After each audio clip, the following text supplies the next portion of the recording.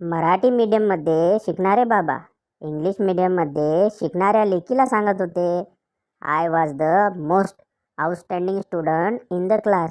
लेक, wow, माय great बाबा. किचनमधून आवाज आला, आउटस्टँडिंग म्हणजे रोज वर्गाबाहेर उभे करायचे त्यांना.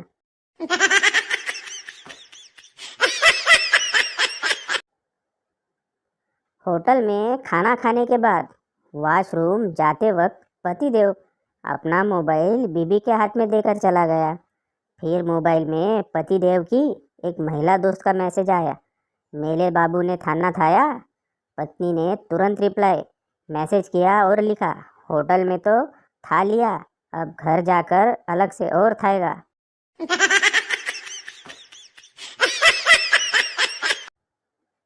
नवरा, तुला काय वाटतं, कोण जिंकेल, रशिया की युक्रेन? बायको, पहिली बॅटिंग कोणाची आहे?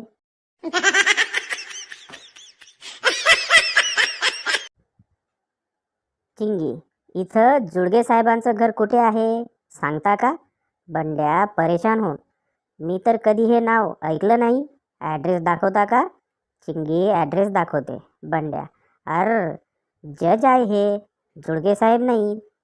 जा, त्या मागच्या गल्लीतच आहे त्यांचे घर. चिंगीला कोरोना काळात बोर्डात 97% पडलेत म्हणे.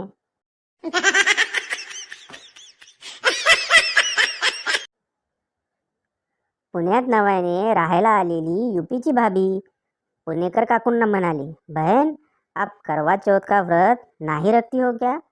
पुणेकर काकू, अगं वेडे, ऑलरेडी निवडून चाळून पाखडून घेतलेल्याला परत परत चाळणीतून काय बघायचे?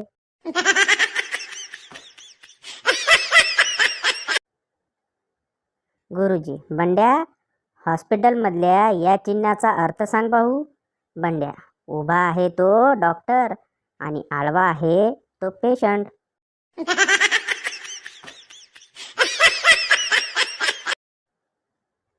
चिंगी, तू परत मला जाडी बोलला तर मी कायमचं ब्लॉक करेल तुला, समजलं?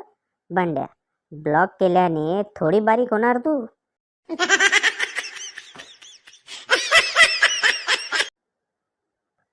बायको दिवसा गोड बोलली की समजून जायचं, रात्री जागरण पक्क, करंज्या, शंकरपाळे, लाडू, चिवडा आणि साफसफाई करायचंय. दिवाळी आली ना जवळ.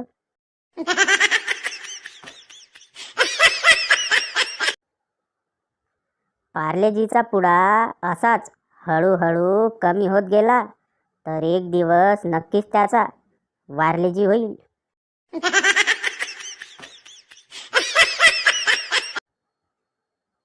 नवरा, आजकाल तू उदास असतेस, आजारी आहेस असं वाटतं, डॉक्टरकडे जाऊन ये. बायको, जाऊन आले.